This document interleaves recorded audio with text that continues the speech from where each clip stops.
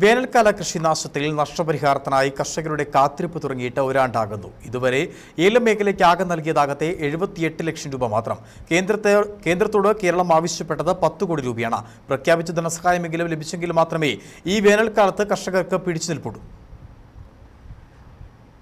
കഴിഞ്ഞ വേനലിൽ ഉടുമ്പൻചോല, ഇടുക്കി താലൂക്കുകളിൽ 70% ഏലം കൃഷിയും നശിച്ചു. 17,951 ഏലം കർഷകരെയാണ് കൃഷിനാശം നേരിട്ട് ബാധിച്ചത്.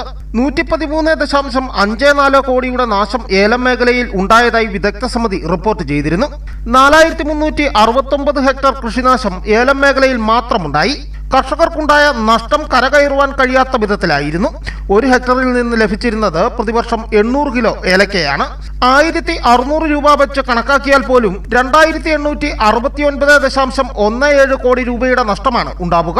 നഷ്ടപരിഹാരം നൽകുന്നത് സർക്കാർ താരിഫ് പ്രകാരമുള്ള തുകയാണ്. പക്ഷേ ഇതും കൃത്യമായി കിട്ടിയിട്ടില്ല.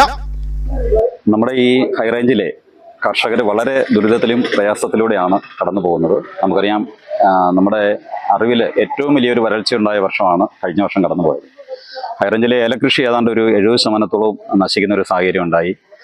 ഈ വർഷവും അതിൻ്റെ ചൂട് പിടിച്ച് ഇപ്പോഴത്തെ ആദ്യം തന്നെ ഒരു കൊടും വരൾച്ചയിലേക്കാണ് നീങ്ങുന്നതെന്നാണ് ഈ കാലാവസ്ഥ സൂചിപ്പിക്കുന്നത്. കഴിഞ്ഞ ദിവസങ്ങളിൽ അതിഭയങ്കരമായ ചൂടാണ് നമ്മുടെ പ്രദേശത്ത് അനുഭവപ്പെടുന്നത്. അപ്പോൾ ഈ കുരുമുളക്, ഏലം പോലെയുള്ള കാർഷിക വിളകൾക്ക് ആവശ്യമായ, അത് പരിപാലിക്കുന്നതിന് ആവശ്യമായ ഒരു പിന്തുണയും സഹകരണവും സർക്കാരിൻ്റെ ഭാഗത്ത് ഉണ്ടാവേണ്ടതുണ്ട്. ഇപ്പോൾ കഴിഞ്ഞ വർഷം കൃഷിനാശം സംഭവിച്ചവർക്ക് ആവശ്യമായ നഷ്ടപരിഹാരം നൽകാൻ ഇതുവരെ ഗവൺമെൻറ് തയ്യാറായിട്ടില്ല. അപേക്ഷകൾ ക്ഷണിക്കുന്നു, പദ്ധതികൾ പ്രഖ്യാപിക്കുന്നു, അല്ലെങ്കിൽ പഠനം നടത്തുന്നു എന്നല്ലാതെ അത് കർഷകരിലേക്ക് അതിൻ്റെ സഹായം എത്തിയെങ്കിലേ അവർക്ക് ഈ വർഷമാണെങ്കിലും ജലസേചനം ഉൾപ്പെടെയുള്ള എന്തെങ്കിലും കാര്യത്തിന് അത് വിനിയോഗിക്കാൻ പറ്റത്തുള്ളൂ. അപ്പോൾ ആ ഫണ്ട് വൈകുന്നതനുസരിച്ച് ഈ വർഷവും വലിയ പ്രതിസന്ധിയിൽ കൂടിയാണ് നമ്മുടെ കർഷകർ കടന്നു പോകുന്നത്.